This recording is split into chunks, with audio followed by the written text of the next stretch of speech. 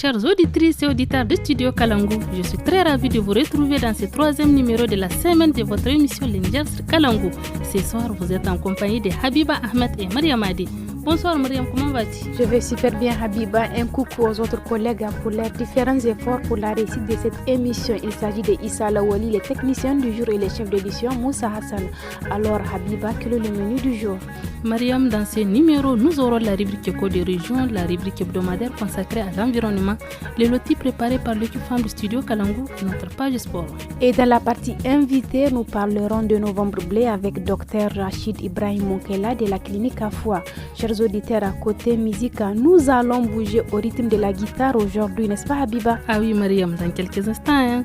Chers auditeurs, soyez prêts pour savourer ce vaste programme. Chers auditeurs, nous débutons avec la première partie de l'entretien avec Dr Rachid Ibrahim de la clinique Afwa. Bonsoir. Bonjour Habiba, bonjour Marie, ravi d'être en votre compagnie. Merci docteur. Mais avant d'entamer les échanges, nous allons écouter les titres Assouf Nam de Adam Lemek, une façon de bien rendre l'émission encore plus belle, plus vivante. تميديتيني كم ديكتا درهون ما نغور ملي تميديتيني كم ديكتا درهون ما نغور ملي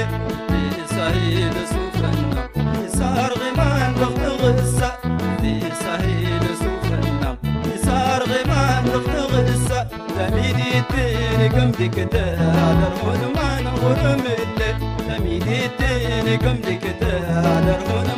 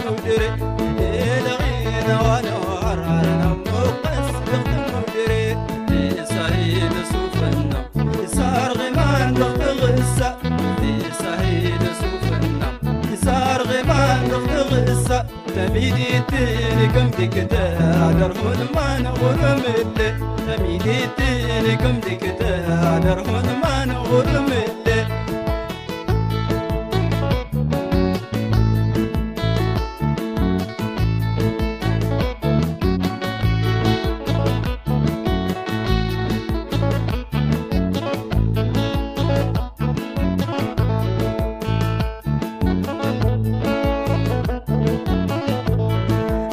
Chers auditeurs, Adam Lemek, de son nom d'artiste, est un jeune artiste du département d'Arlit. Il prend goût de la guitare dès son jeune âge en compagnie de ce père. Il a du talent à interpréter les poésies anciennes sous forme de sons tels que Ebelengue qui fait le fait chez les jeunes, tout comme les personnes âgées. Et oui, Habiba, ce titre Assouf Nam qu'on est en train de kiffer. Moi, personnellement, j'ai eu le privilège de l'écouter à live lors de mes passages à Arlit. Assouf Nam veut dire tout simplement les manques ardents de sa bien-aimée, la nostalgie de son âme sert une pensée à travers lui et tous ses fans. Et une dédicace spéciale à tous les amoureux qui nous suivent en ce moment sur cette émission Le Niger sur Kalangu.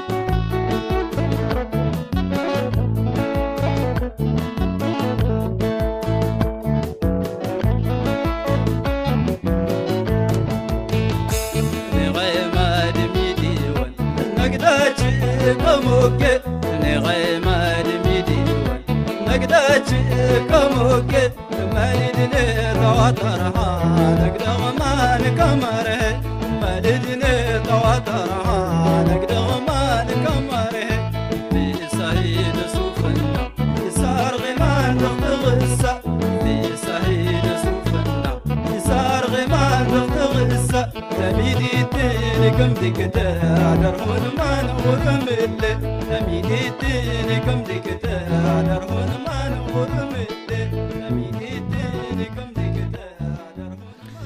Voilà, c'était là le titre Soufnam de Adam Lemek. Chers auditeurs, retour au studio pour retrouver notre invité du jour, qui, je le rappelle, est Dr Rachid Munkaila Ibrahim de la clinique Afwa. Bonsoir, monsieur Rachid. Bonsoir, Abiba. Comment allez-vous? Alors, Dr Rachid, nous sommes en novembre bleu. Pour commencer, dites-nous pourquoi novembre bleu? Le novembre bleu, c'est le mois dédié à la lutte contre le cancer de la prostate, comme le octobre rose, qui est le mois dédié contre le cancer du sein. Donc, novembre bleu, c'est le mois dédié à la lutte du cancer de la prostate. D'accord, et le cancer de la prostate est dit à quoi? On ne peut pas parler du cancer de la prostate sans parler d'abord de la prostate. C'est quoi la prostate? La prostate, c'est un organe qui se trouve en dessous de la vessie et en avant du rectum. Et c'est quoi son rôle? La prostate, lui, son rôle, c'est de produire un liquide qu'on appelle le liquide séminal, qui transporte et nourrit les spermatozoïdes. Maintenant, le cancer de la prostate, il est dû à une prolifération, une multiplication anormale des cellules, anormale et incontrôlée des cellules au niveau de la prostate, qui vont attaquer la prostate elle-même et attaquer les autres tissus voisins, les autres organes voisins. C'est un peu, en gros, le cancer de la prostate. Et qui sont les plus touchés, docteur? Le cancer de la prostate touche essentiellement les hommes à partir de 50 ans. Et voilà, maintenant, parlez-nous du taux de prévalence au Niger. Non, le taux de prévalence, je parle plutôt de taux de prévalence dans le monde. Le cancer de la prostate touche un homme sur 8, une personne sur 8. Donc, vous voyez ici, on prend sur 8 personnes, une personne est touchée. Donc, c'est vraiment un taux alarmant. Il faut s'en inquiéter. Et comment ça se soigne? Le cancer de la prostate se soigne en fonction du stade auquel il est découvert. Un cancer qui est dépisté, détecté très tôt, se soigne plus facilement. Donc, plus le stade est précoce, plus le traitement est facile. Mais si il se complique, on découvre tardivement, le pronostic n'est pas bon. Donc, le traitement dépend du stade auquel il a été découvert. Moi, je suis curieuse. Quels sont les symptômes alors? Les symptômes, vous allez voir chez toutes les personnes âgées à partir de 50 ans qui viennent en consultation, qui ont des problèmes d'uriner. Ils ont des difficultés à uriner. Ils partent uriner, mais les urines ne sortent pas. Il y en a, quand ils urinent ou quand ils éjaculent, il y a du sang dans le sperme. Il y en a aussi qui viennent en consultation avec des douleurs au niveau du bas appareil urinaire.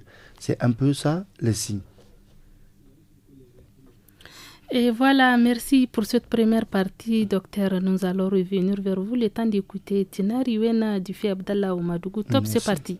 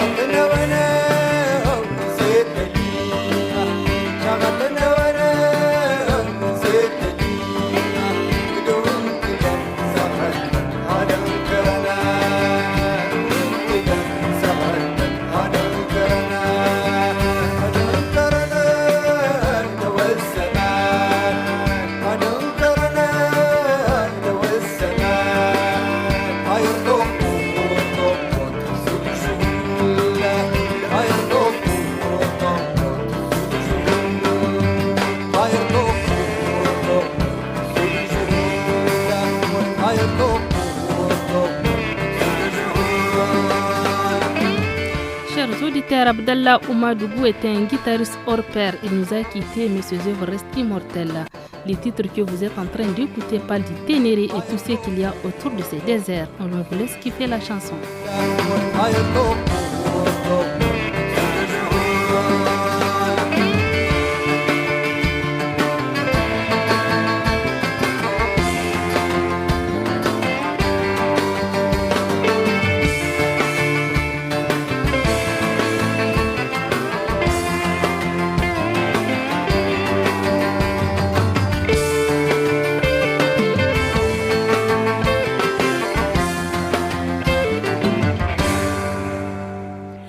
Voilà, c'était le titre Tinarion de Abdallah Oumadougou. Après, nous revenons vers notre invité. J'espère que vous avez aimé cette sonorité, tout comme moi. Oui, très belle musique, j'ai bien apprécié. Merci. Alors, Rachida, parlez-nous des efforts de l'État. Et les efforts de l'État, comme toute maladie,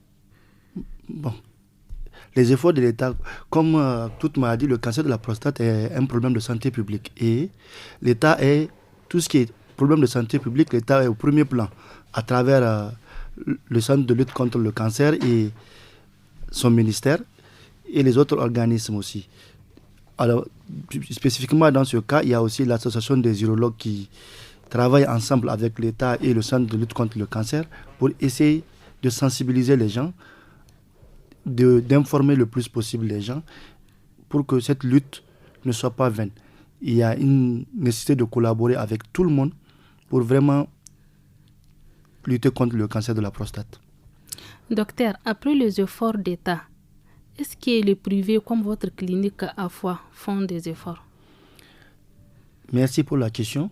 Ça fait déjà 2 ans que nous sommes engagés dans cette lutte. Novembre Bleu, nous faisons de ça au même titre qu'Octobre Rose, une lutte, notre cheval de bataille. Cette année aussi, nous organisons une campagne de dépistage au sein de la clinique, du lundi au jeudi, à partir de 9h jusqu'à 14h.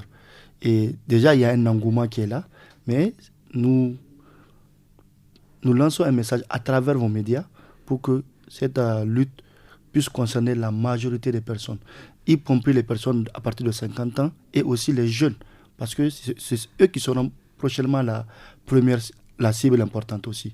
À un moment, ils vont avoir aussi 50 ans. S'ils sont informés de ce qui leur arrivera, ils prendront les meilleures décisions. Merci. Alors, docteur Rachida, vous recevez beaucoup de personnes qui veulent se faire dépister? Oui, on en reçoit, on ne va pas dire énormément, mais quand même, il y a des gens qui sont intéressés par le dépistage. Tous les jours, ils passent à la clinique faire leur dépistage. Mais ce n'est pas suffisant. Nous souhaitons que Novembre Bleu ait le même succès, la même portée que Octobre Rose. Parce que Octobre Rose, c'est vrai, ça fait des années que cette lutte a été engagée. Nous souhaitons aussi faire de Novembre Bleu une lutte qui dure et qui est efficace, je vais dire. Merci. Alors, docteur, quelles pourraient être les conséquences de cette maladie si elle n'est pas détectée à temps? Les conséquences de cette maladie, comme tout cancer, les conséquences, ce sont, on va être plus direct, la mort. Parce que c'est une maladie qui va détériorer le système de santé jusqu'à amener le patient à décéder et avoir un inconfort dans la vie de tous les jours.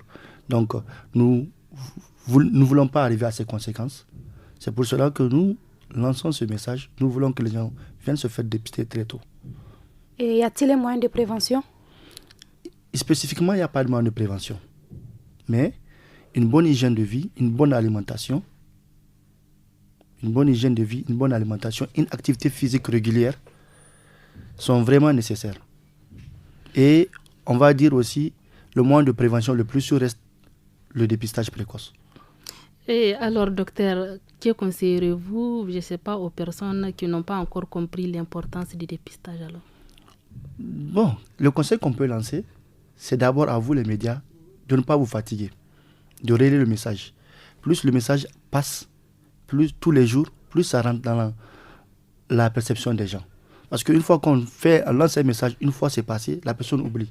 Mais chaque jour, si on relance le message, surtout durant tout ce mois, la personne va se dire, même par curiosité, elle va aller se diriger vers un centre pour faire son dépistage.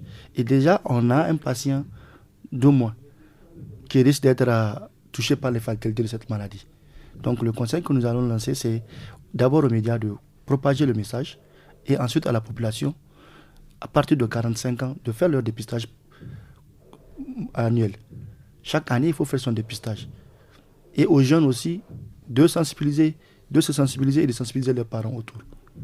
Merci. Et pour finir, dites-nous comment faire la différence entre le problème des reins et le cancer de prostate.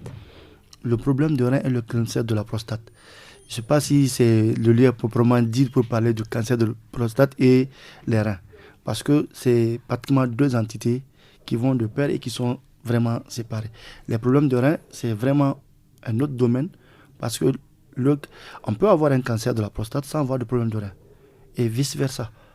Donc vraiment, je pense qu'on va rester sur le cancer de la prostate. Mais si vous voulez savoir si quelqu'un qui a des problèmes de reins peut avoir les mêmes signes, il y a des possibilités, comme les difficultés à uriner, les incontinences urinaires, tout ça, mais ce n'est pas vraiment le même cadre.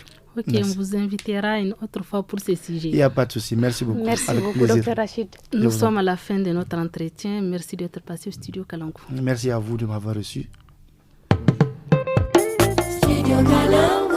Vous avez des questions pour l'équipe de la rédaction de Studio Kalangu? La rédaction vous répond. Posez toutes vos questions sur le travail des journalistes de Kalangu.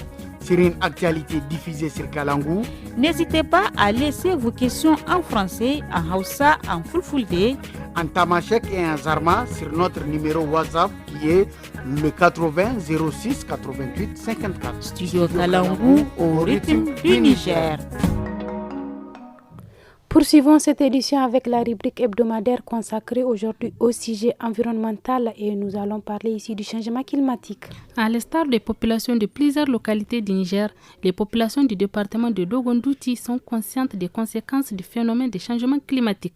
C'est pourquoi de nombreuses actions sont entreprises dans toutes les communes du département pour amoindrir le choc climatique. Commandant Hassan Hamadou, directeur départemental de l'environnement et de la lutte contre la désertification de Dogondouti, et au micro de Mokhtar Hamadou.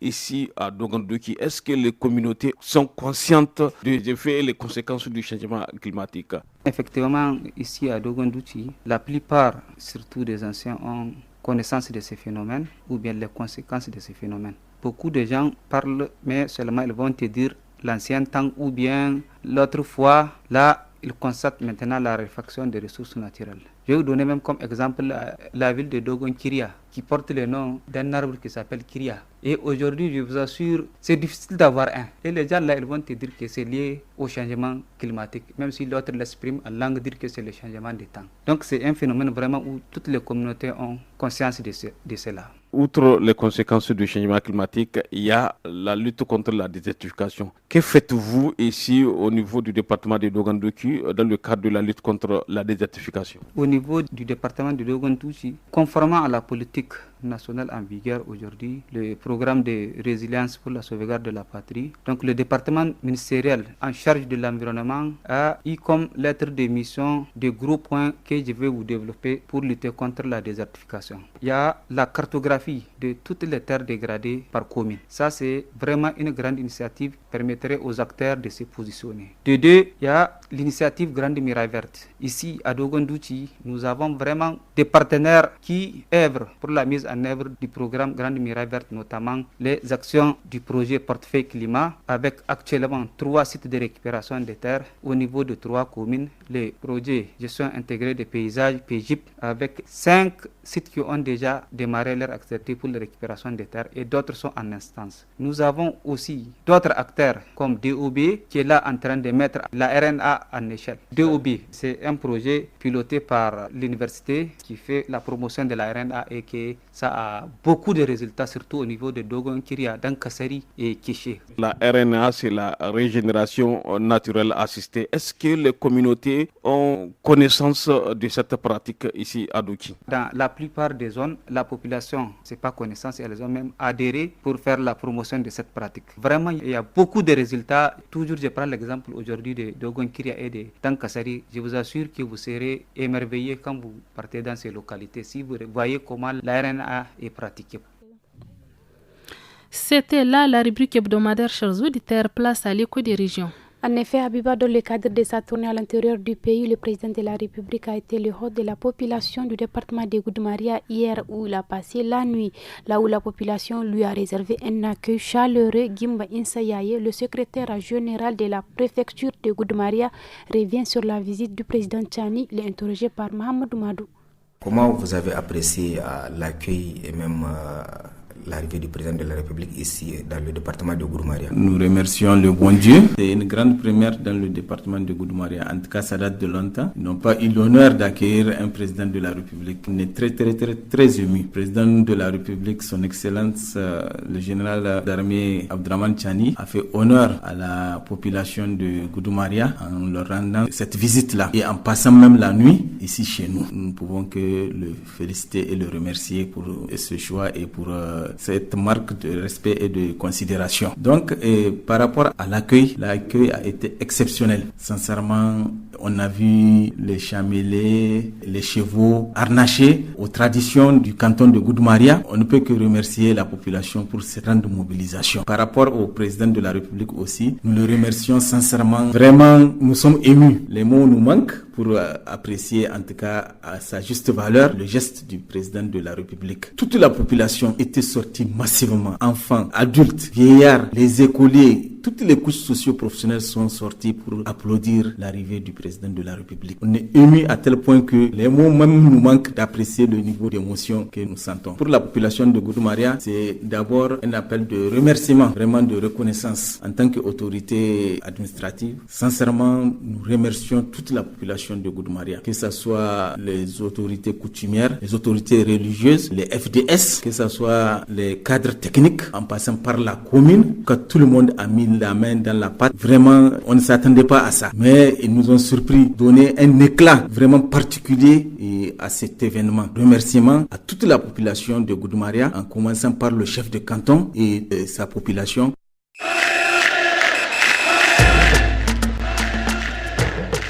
Chers auditeurs, vous qui nous suivez en ce moment, vous êtes à l'écoute de l'émission Le Niger sur Kalangu, une émission composée de rubriques riches et variées en matière d'information. Salut Adam vient de nous rejoindre pour la page sport. Bonsoir Adam. Bonsoir Mariam, bonsoir Abiba. Bonsoir Adam.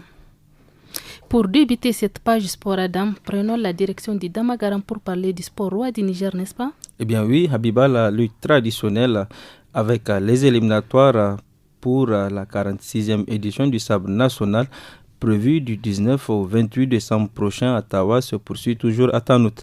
À cette occasion, notre correspondant Ali Keta s'est entretenu avec Issa Kame Krafna, président de la Ligue régionale de lutte des Zender, sur les mots qui minent ce sport roi à Zender. Irin na bara da wannan shekara ba dai bane. Babu zabe na son rai ko zabe ga zo ga yi muni gyara kai da dan kokowa kun san juna guri combatir ke babu shi da za ta wannan take ta ya fara mun sai da mun hana dan kokowan su bai kokowa nan Zandar badi bai kokowa wani jiha saboda muna da incin da aka ba mu za mu yi takarda da dan kokowa yayi abun da ba daidai ba a sai da shi ko wani jiha abun da muke so da mutane a kama mun hada kai a yi tahiya da Allah so wanda za mu yi mu cire takobi daga Tawa ko ba mu samu takobi ba an ga cin mun samu na biyu amma irin kokowa na sace zuban nan bai wallahi muna da yara a bana muna da yara da Allah ya yarda ba yace da na yarda ba a bana ko ba mu samu takobin nan a cikin hudun nan sai ka same mu kai a takobin nan da muke da shirin su mu ci shi da a wajen Allah to problem din mu son zabe son rai na zabe wannan nan ne problem yake zakwa na kirki baka shirya da shi sai ka saida shi mutuwan sai ka gyara musu wancan gawa wanda bayya ya wuce shi problem da Zandar bangaren wannan ne ka gani yan kokowa ma da kai wannan kai magana da shi ya komo Zandar zai ce a da mun komo Zandar ba abun da zamu samu da ana kokowa a kasa zaka ji Zandar ba sa aika musu dan kokowan su komi to wannan iya kawo mun sanyin gwiwa sosai saboda duk dan kokowa kamar dan kasuwa ne sai ya gani an teran din shi zai zakwa shine problem din mu yanzu da mun zo wajen yan kasuwa sai ga dauka wani dan kasuwa babban dan kasuwa da ana tunani a wajen su miliyon guda jika 500 sai ya baka jika 5 ko jika 10 ka gani a rajo ne kuma muna fadi da mutane suna ji wannan ba za su zo ba. Après la lutte, parlons à présent du MENA national qui a livré 2 matchs amicaux sur la fenêtre FIFA. Eh bien oui, 2 matchs test. D'abord, une première rencontre contre les Étalons du Burkina Faso, de fait 3-2 du MENA et un deuxième match contre le Sili national de la Guinée. Le MENA a accroché le Sili à la 83e minute, but égalisateur marqué par le défenseur central Omar Sako. Résultat final, un but partout. Nous avons réussi à joindre le sélectionneur adjoint Zakariaou Ibrahim qui nous dresse un bilan plus ou moins satisfaisant en termes de contenu pour ces 2 rencontres. On l'écoute. Oui, c'est un bilan assez bon pour nous. Sur le plan comptable, c'est vrai, 6 points, on prend 1 point. En ce qui concerne le contenu, nous sommes vraiment satisfaits parce que les joueurs, en tout cas, ont produit du jeu. Nous sommes créés énormément d'occasions. Sur le premier match, par exemple, contre le Burkina, le score ne reflète pas la réalité du match. C'était un match ouvert des 2 côtés. Donc, on pouvait marquer plus. Nous sommes créés énormément d'occasions. Nous n'avons pas été assez réalistes devant les buts. Le deuxième match, en premier mi-temps, on a eu énormément d'occasions. En tout cas, on pouvait compter 4. Sur les 4, on pouvait marquer peut-être au moins 2. Malheureusement, on n'a pas été, ce réalisme-là nous a fui encore une fois de plus. Donc, globalement, en tout cas, c'est satisfaisant. Vu de ce que nous avons produit comme contenu, nous allons essayer de travailler là-dessus et vraiment corriger ce qui n'a pas été bon pour l'avenir, Inch'Allah. Chers auditeurs, c'était Zakariaou Ibrahim au micro de Sario Adam. C'est l'essentiel de l'information sportive de ce mercredi. À demain pour d'autres informations sportives. Merci Adam pour ces infos. Passons à la chronique Loti. Le Loti du Desk Fama du Studio Kalangu parle aujourd'hui du risque de laisser un puits ouvert dans une concession. En effet, au Niger, plusieurs maisons disposent encore des puits et souvent ces puits ne sont pas couverts. Quels sont les inconvénients liés à la non-fermeture des puits dans une maison où des enfants jouent? Écoutons cette discussion entre Semira Rouafi et Rekia Arimi. Loti, Loti, Loti,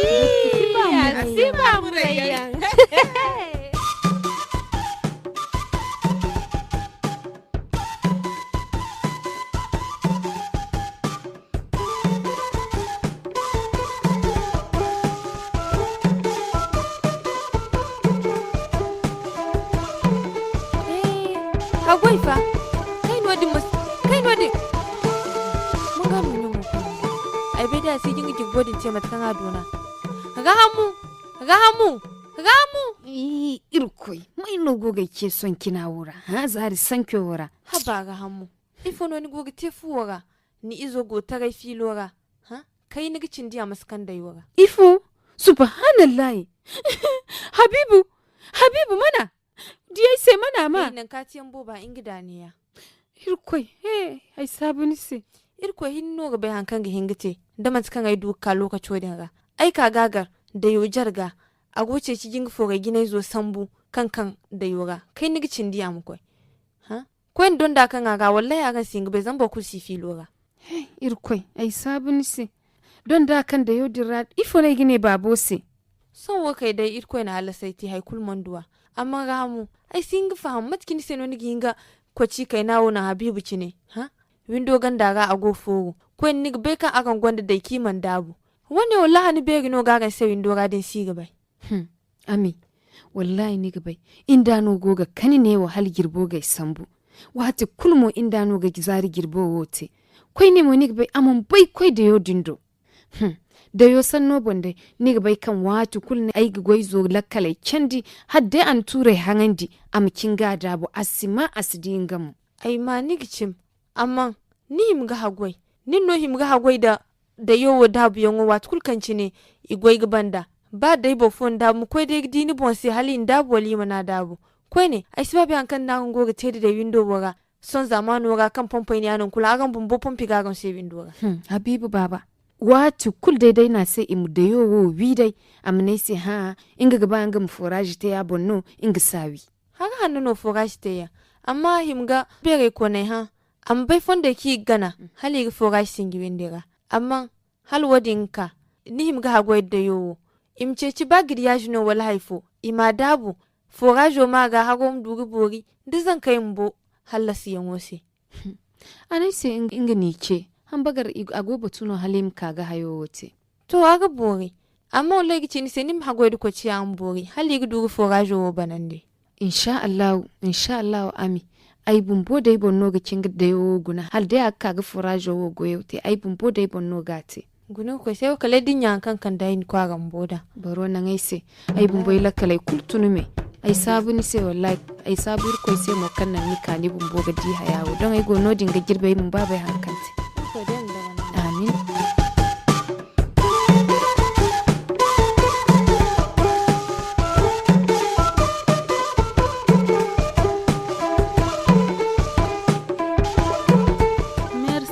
Pour le conseil. Avant de clôturer l'émission, nous allons écouter Bobon Dodo de l'orchestre Akazama de Luti, le titre Bobon Dodo.